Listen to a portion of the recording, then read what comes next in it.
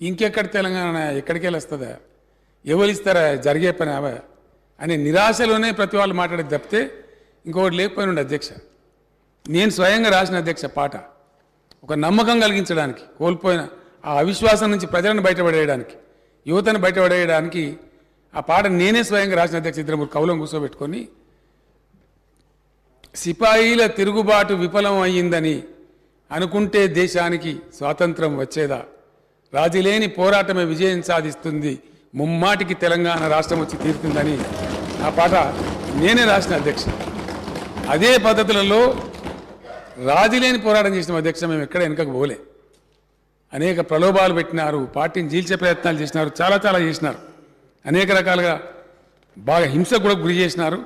అయినా కూడా మేము ఎక్కడ ఎన్నిదిరగకుండా పోరాడినాం కాబట్టి తెలంగాణ ఇయ్యవలసి ఒక కంపల్షన్ క్రియేట్ అయింది కాబట్టి ఆ కంపల్షన్లో వచ్చింది అధ్యక్ష.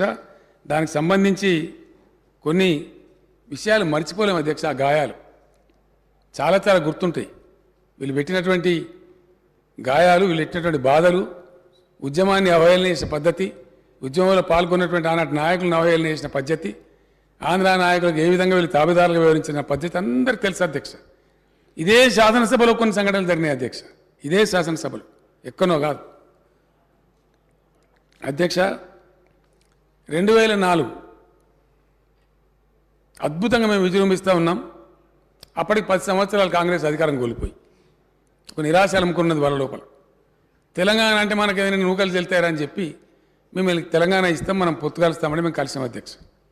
మంచి మాట, ఎందుకంటే ఢిల్లీకి పోవాలి, ఉద్యోగం ఇక్కడనే గలీలో ఉండకూడదు, it should go to Delhi. దీన్ని తీసుకొని పోవడానికి బెస్ట్ వెహికల్ అని ఆలోచించి మేము ఆ రోజు పొత్తు కలిసినాం. కలిసిన తర్వాత అక్కడ కామన్ మినిమం ప్రోగ్రాంలో పెట్టించినాం అధ్యక్ష, చాలా కష్టపడి. ఆ తర్వాత రాష్ట్రపతి ప్రసంగంలో కూడా చెప్పించినాం. ఆ తర్వాత మళ్ళీ దుకాణం మొదలవుతుంది అధ్యక్ష. మళ్ళీ పాత కథనే, కుక్కతోక వంకర అన్నట్టుగా కాంగ్రెస్ పార్టీ ఎన్ని రకాలుగా రాసి రంపాన పెట్టిందంటే, ఆనాడు ఉన్న ముఖ్యమంత్రులు మాట్లాడిన మాటలు, చేసిన అవహేళనలు మేము ఇప్పుడు మా జీవితంలో కూడా మర్చిపోం అధ్యక్ష. ఇయ్యాలనే కాదు, చరిత్ర ఉన్న రోజులు తప్పకుండా ఉంటుంది అది. ఏ విధంగా అధ్యక్ష, సెకండ్ ఎస్ఆర్సే మళ్ళీ రావాలి అని వాళ్ళు మాట్లాడు, తెలంగాణ కాంగ్రెస్ దానికి తబలా కొట్టుడు, అట్లా కంటిన్యూగా రాజశేఖర రెడ్డి తెలంగాణలో ఉడితే ఎంత బాగుండు అని అప్పుడున్న జగిత్యాల ఎమ్మెల్యే జీవన్ రెడ్డి గారు మాట్లాడతారు అధ్యక్ష. ఆయన రాజశేఖర రెడ్డి గారు పోయి పోలింగ్ అయిపోయిన తర్వాత నంద్యాల ఇట్లా టైం చూసుకొని ఆ సీన్లను ఉన్నాయి అధ్యక్ష ఇప్పుడు టీవీల దగ్గర. ఇక తెలంగాణ ఇక్కడ 5 o'clock పోలింగ్ అయిపోగానే నంద్యాల సభలో వారు చెప్తారు, ఇక తెలంగాణ కోనాడు మనం వీసాలు తీసుకోవాలి కాబట్టి తెలంగాణ ప్రశ్నే లేదు అని వాళ్ళు చెప్పుడు, వీళ్ళు మౌనంగా ఉండు. ఇదంతా నిజం కదా అధ్యక్ష.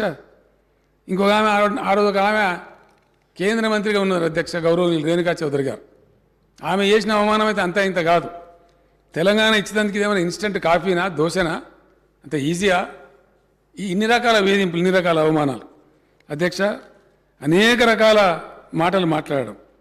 అదే రాజశేఖర రెడ్డి గారు ఆ రోజు నేను తెలంగాణకు అడ్డం కాదు, నిలువు కాదు అని ఆయన ముసిముసులు నవ్వితే వీళ్ళందరూ కూడా మౌన పాత్ర వహించడం, అన్నిటికీ పరాకాష్ట అధ్యక్ష, అన్నిటికీ చాలా భయంకరమైన పరాకాష్ట.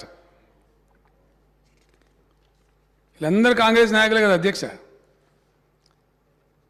చివరి ముఖ్యమంత్రి సమైక్య రాష్ట్రానికి కిరణ్ కుమార్ రెడ్డి గారు, ఆయన చేసిన అవమానాలు అయితే ఇన్ని కావు.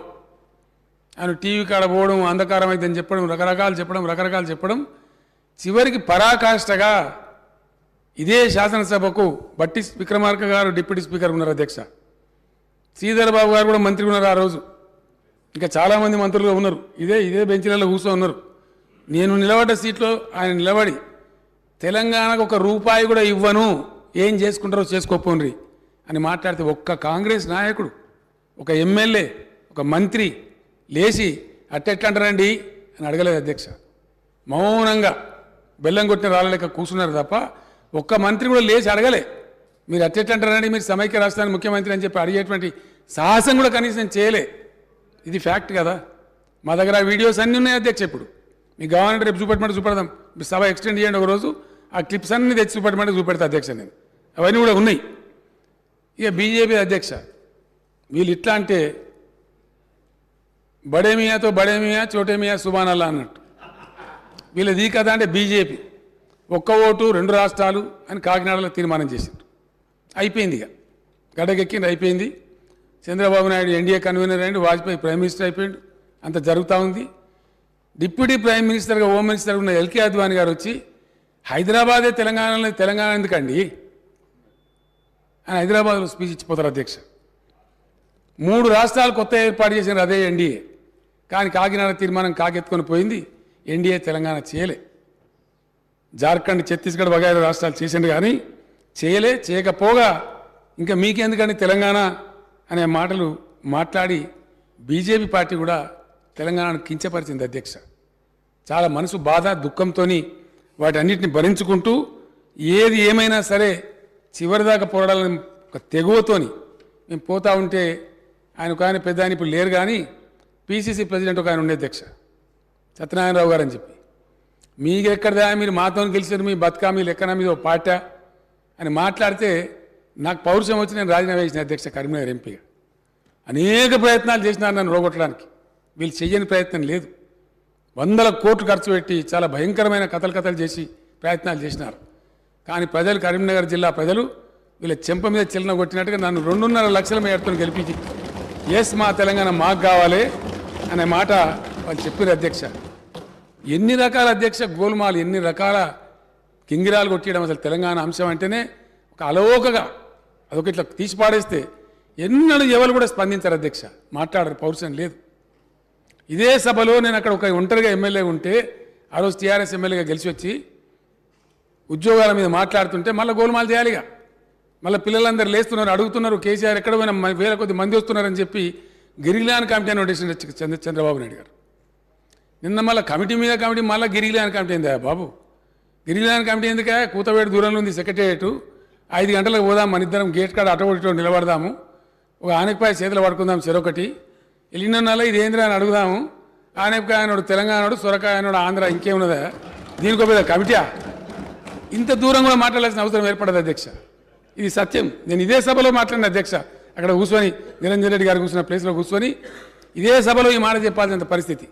అంటే ప్రతి సందర్భంలో ఏదో రకంగా తెలంగాణ ప్రజలను అమాయకులను చేసి వంచి గోల్మాల్ చేయడం వల్ల 58 సంవత్సరాలను సుమారు 6 దశాబ్దాలు తెలంగాణ సర్వస్వం కోల్పోయింది అధ్యక్ష.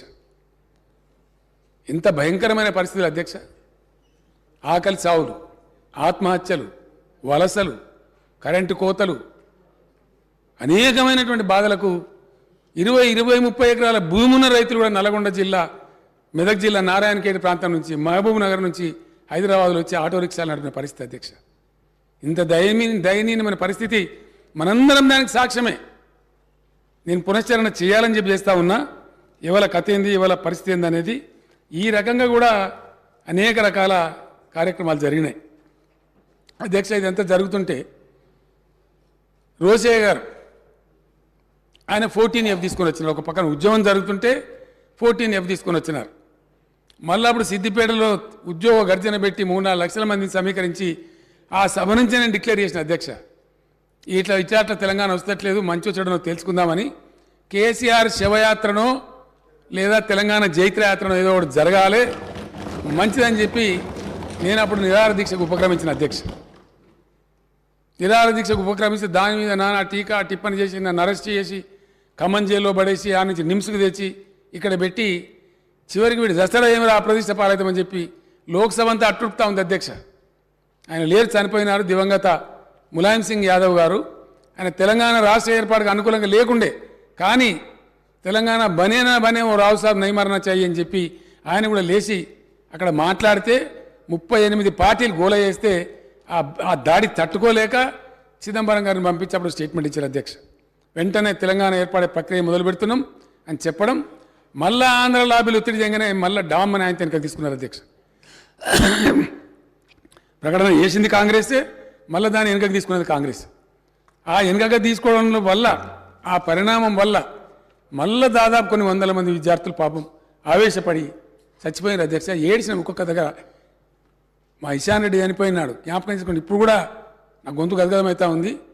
ఎటువంటి యువకులు, పిల్లలు, చేవెల యాదయ్య కానీ, ఇషాన్ రెడ్డి కానీ, శ్రీకాంతాచారి కానీ చాలా భయంకరంగా వాళ్ళు చచ్చిపోతుంటే కూడా కనీసం వీళ్ళు పట్టించుకోలేదు అధ్యక్ష. కనీసం రిలీఫ్ ఇద్దామని ఆలోచన కూడా చేయలే. ఒక నమ్మకం ఇచ్చేటువంటి ఒక సాంత్వన వచనాలు కూడా చెప్పలేదు అధ్యక్ష. అటువంటి బాధలో ఉద్యమాన్ని చాలా తీవ్రంగా కొనసాగిస్తూ పోయినాం. ఎంత వీలైతే అంత చేసుకుంటూ పోయినాం.